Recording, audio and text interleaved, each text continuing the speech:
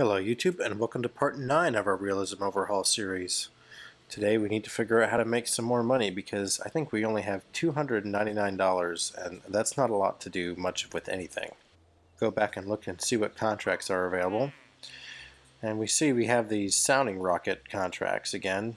We have lunar impactor stuff, stuff that requires people, but we're not doing any of that yet. So I think for now the best bet is just to go for a good old sounding rocket and see if we get any more cool contracts that unlock later. I just did the low one because we can have a quick turnaround time on our alpha series of rockets. So I'll start up just by loading the alpha D, and we'll just go ahead and send this to the launch site.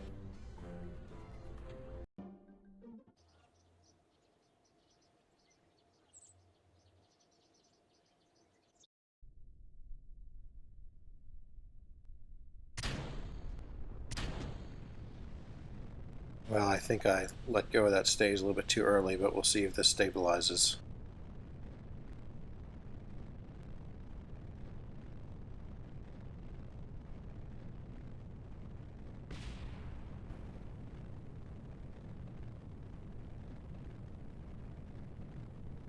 We still have a bug where this contract window's not always working, so it'll be nice whenever that's fixed. In the meantime, we can take a look at our contract over here the old-fashioned way. And we see we gotta reach 440 kilometers. Hopefully this can make it that high. I don't remember how high this rocket got.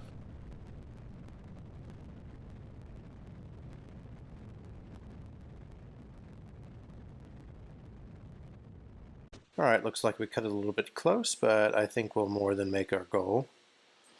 So I'll go ahead and time accelerate. And that ended quickly. But we got some money, and maybe enough time went by that we've unlocked some more contracts. So we'll head back to the Space Center and see what we can find. Looks like that got replaced with just another medium sounding rocket. So I guess we'll go ahead and accept that and maybe go through this cycle until we find a cool contract that we can do. Actually, this one looks like a potential winner. Inclination 93 degrees, so that's pretty close to a polar orbit. Apoapsis and periapsis of 1.7 and 1.6 millimeters respectively. This was going to pay us $12,000 to even just accept it, another $40,000 on a completion. Let's see, antenna can generate power. We have that in our Delta rocket.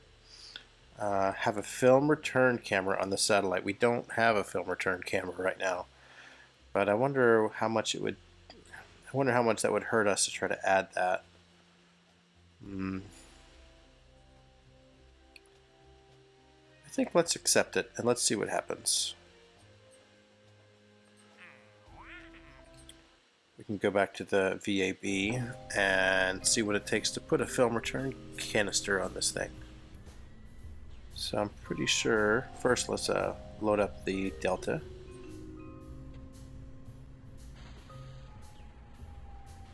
And I think that's going to be in the science section. Film return camera. Of course, purchase entry cost of $20,000, so that doesn't help us at all. Well, if nothing else, we got a little bit more money, so maybe we can complete. I think we have that polar orbit that we're supposed to do, so I guess that's what this guy's going to be doing.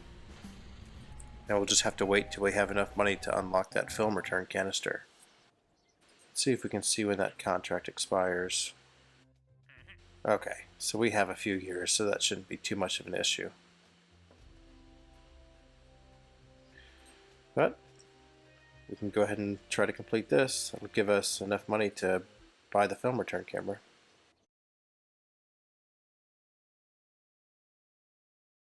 Now that this is rolled out to the launch pad, we'll go ahead and head over to our tracking station. We're going to have a very finite launch window for this because it needs to be in this specific polar orbit. Trying to figure out, I think it's this orange one. Hey, good. This window's working here.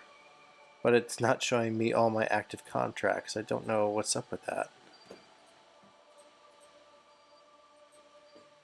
I'm pretty sure it's the lower one because I think the one we just accepted is this higher one. So we're going to have to line up our launch site. The Earth's going this way, so the best place was going to would be to go here, and we're going to want to head pretty much south when we get here. So let's just time warp till we're under this orbit, and then we'll launch.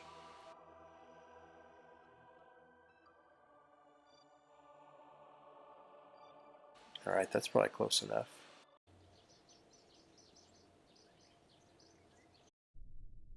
All right, this is exciting. Maiden launch of the Delta rocket. I think, let's see, what time is it? The sun's just coming up, so it's early in the morning. So this will be fun as we launch this. So let's go ahead and open up MechJeb, and we'll do Smart ASS. And we're going to say we want this thing to not head to the east, but we actually want to head actually south, like west southwest. So instead of a 180, I'm actually just going to say 190 because we need to counteract the rotation of the Earth. If we were going from a polar launch site, it wouldn't be too much of an issue. We could just head straight south, but here we're somewhat close to the equator, so we can't do that. So we'll lock that in. Just double check that we want it to go south and not north. And yep, sure enough, the orbit is going down this way. So I think now is the time to launch.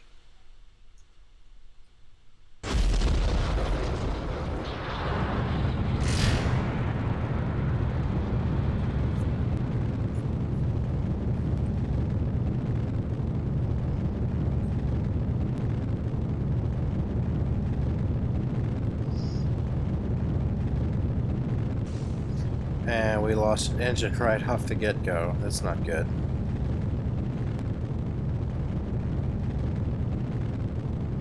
Well, we can try separating these boosters. And that's kind of what I thought would happen.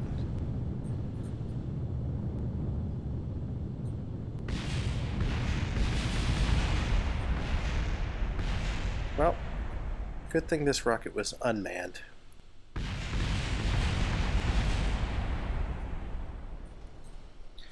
guess it's back to the VAB to try to build this thing again.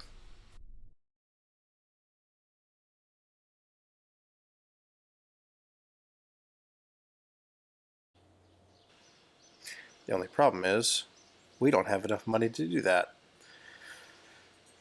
So I guess it's time to look at what contracts are available for us again. Maybe pick another sounding rocket until we have enough funds to relaunch the Delta. Assuming that's the case, I'll go ahead and start building another Alpha. Sounding rocket medium, 410 kilometers. That's doable.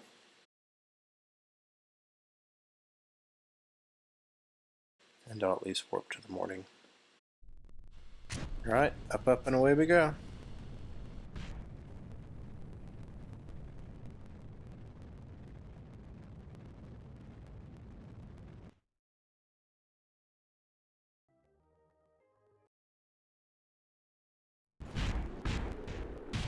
And back to the Space Center. Hopefully that gave us enough money to build the Delta again. I think we actually might be just short. Let's see how much it was to build. Yep, we're about $200 short. Anyone got $200 out there that they want to loan me? Alright, let's see what we can do to make $200. I bet if we just accept another sounding rocket contract, that should be enough, so that's okay. Because assuming this doesn't just blow up again, we should get to the height that a medium sounding rocket would go. So medium sounding rocket, that's going to give us $747. So that's enough to now we can actually build this.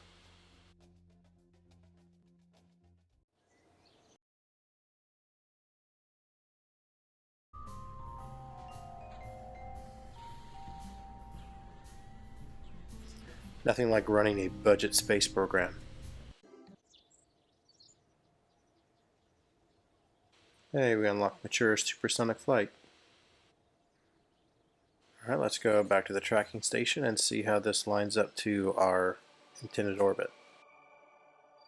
Looks like the best thing to do is head over here, and we'll be heading south again.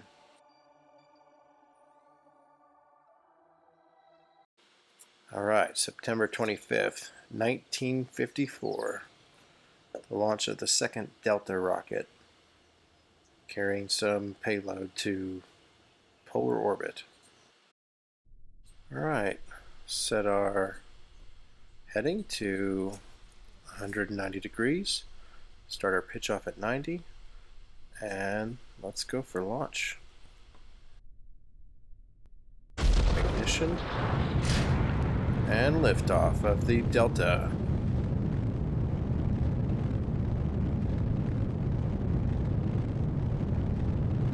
Begin a gentle pitch over.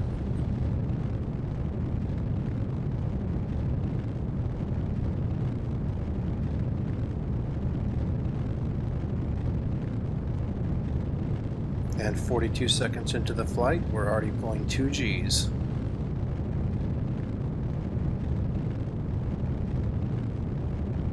So far, all engines are performing nominally.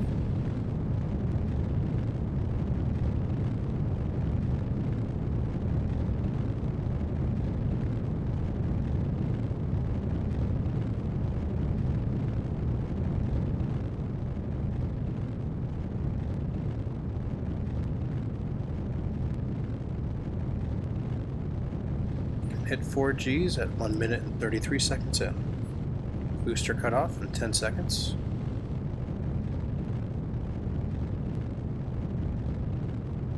Boosters are out of fuel, jettisoning.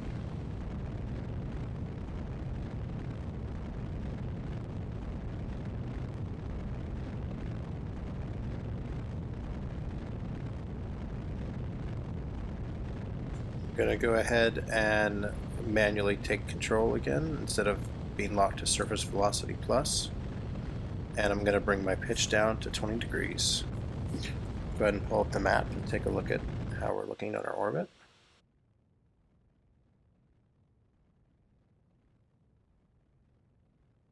You can see our ascending node is moving backwards. And here's our descending node. It's getting closer and closer to 0 degrees. Since we're right here, the optimal place to adjust it would be whenever it's 90 degrees away from us. Otherwise it's going to start growing if I do my math right. You can see it's getting reduced to 2 degrees, 1 degrees, and whenever this inclination says 90, we're going to adjust our heading to be 180.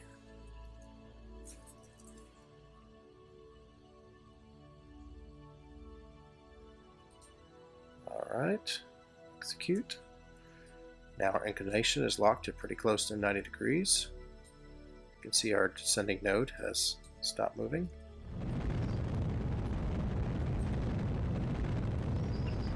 And now I'm going to bring my pitch down to 0 degrees. The sustainer engine has another minute and 40 seconds remaining, after which it'll be jettisoned and we'll fire up our second stage.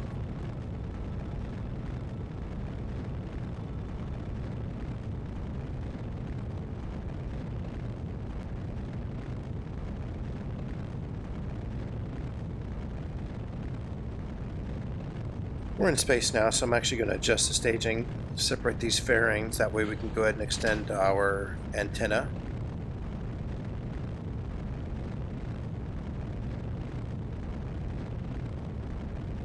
Sustainer burnout in 30 seconds.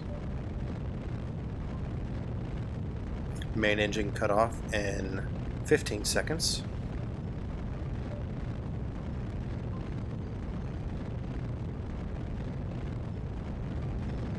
And we have main engine cut off. We will separate from our main stage. We'll use RCS to keep us aligned. Fire our separation motors and engage the secondary engine. We'll turn off RCS and use the gimbaling on that second engine to maintain our heading.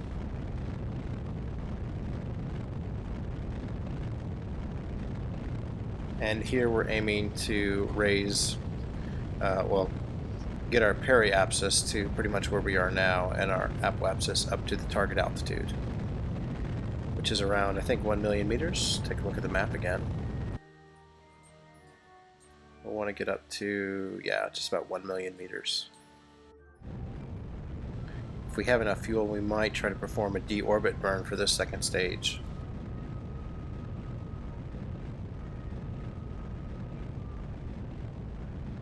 Tricky part is, if we do that, we're going to want this fuel to settle, and we have no RCS on here, so maybe we can induce a spin before we separate. I don't know. We'll see what happens when we get there. I'm actually going to do some roll control using RCS to rotate us around.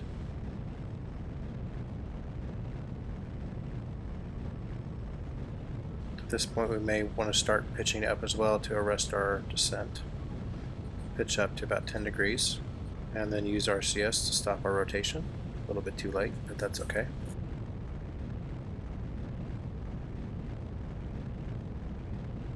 Take a look at the map.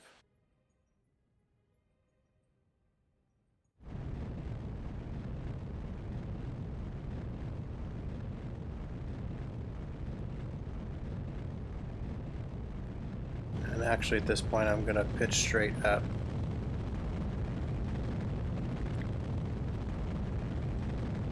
See if we can't arrest our fall a bit more. And now head 0.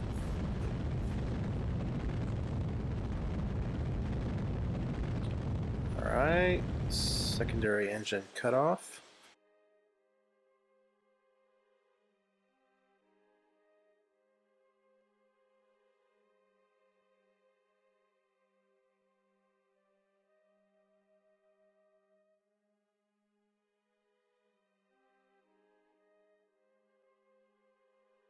I'm wondering what the state of this fuel is. This engine says it's very unstable. So if we can go ahead and induce a spin here, maybe we can push more of this fuel down to the bottom of this engine. So I'm going to take a manual control and turn this off. We actually have no connection here. Let's see where we are on the map. Maybe we won't have a connection for a bit, so hopefully we don't run out of electric charge, but I don't think we will.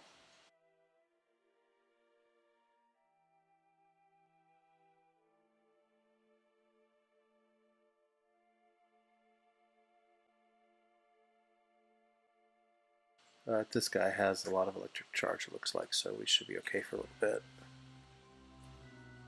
Let's see when we'll get a connection again. We at least are in orbit, so that's good. And we can see right here our apoapsis pretty much lines up with this orange orbit, so looks like we're in good shape.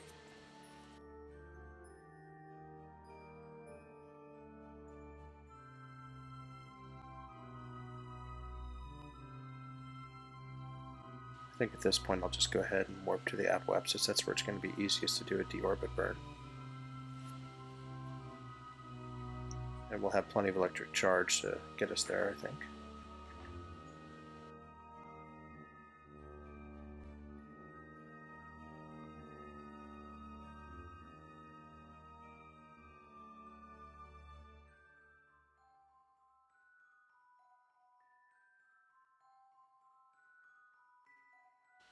Alright, it's about 6 minutes out.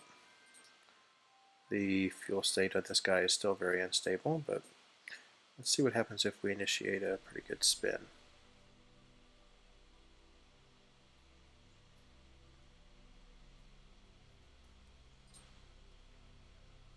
Alright, propellant is stable. Go ahead and separate. And I'm going to want this guy to kind of move out of the way just a little bit. There we go. And we'll switch. Make sure this propellant is still stable. And we'll go ahead and set us to point retrograde. And whenever this guy comes around, oh, for some reason it says no connection. Oh, probably because this battery died. Well, looks like we're going to have some space debris. I'm pretty sure this engine won't start without a connection.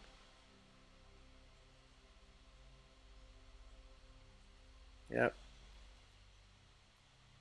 Hitting the throttle buttons, but of course they do nothing. So looks like we have our first official piece of space debris. If this just had electric charge, we could have actually deorbited this guy. But maybe we'll do a mission later to see if we can't take care of that. In the meantime, we'll switch back to this guy. His inclination looks great, if you ask me.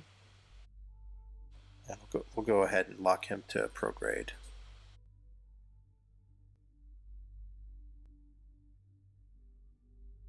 Alright, looking good. And we'll go ahead and warp a little closer to our apoapsis. You can see when we have time warp and able to disable the avionics, and because this number is negative, that means that we are building up our electric charge with our solar panels so we won't run out of power. Alright, I'm going to start a circularization maneuver once we realign to prograde again. Pretty sure we want to be in just about a circular orbit.